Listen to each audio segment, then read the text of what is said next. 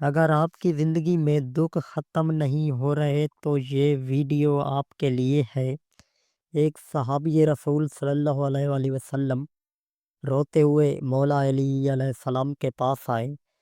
آنکھوں میں آنسو تھے، دل میں سوال تھا اور زبان پر صرف ایک ہی بات، یا علی میری زندگی میں دکھ ہی دکھ کیوں ہے؟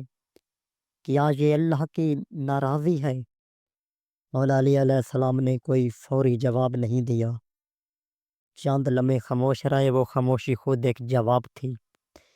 پھر فرمایا، بتاؤ جب سونا خالص کرنا ہو تو کیا کیا جاتا ہے؟ صحابی نے ایسا کہا، آگ میں ڈالا جاتا ہے۔ مولا علی علیہ السلام نے فرمایا، بس یہی راز ہے، ہر آگ جلانے کے لیے نہیں ہوتی، کچھ آگ چمکانے کے لیے بھی ہوتی ہے۔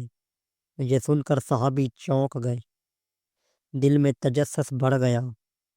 مولا علی نے بات جاری رکھی، اگر تکلیف اللہ سے دور کر دے تو وہ سزا ہے، اور اگر تکلیف اللہ کے قریب لے آئے تو وہ نعمت ہے۔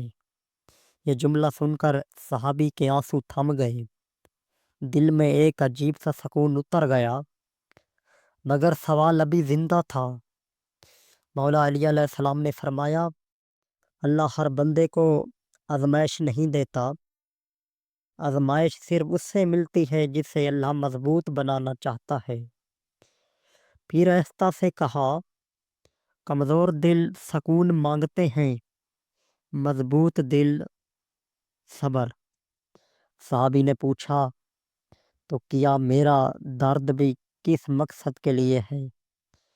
مولا علی علیہ السلام نے جواب دیا، جو درد تمہیں سجدے تک لے آئے وہ تمہیں توڑنے نہیں بنانے آیا ہے۔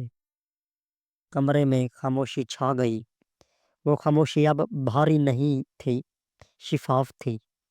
صحابی نے محسوس کیا کہ دل کا بوجھ ہلکا ہو گیا ہے۔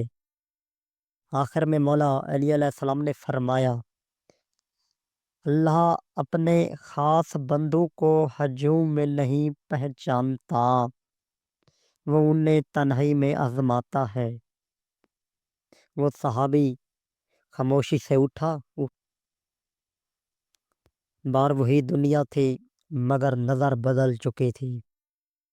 اب تکلیف خوف نہیں تھی، اب وہ ایک پیغام تھی، اگر آج آپ بھی درد میں ہیں تو یہ ویڈیو یوں ہی کہنے آئی ہے، ہو سکتا ہے آپ آزمائے نہیں جا رہے، آپ چننے جا رہے ہیں۔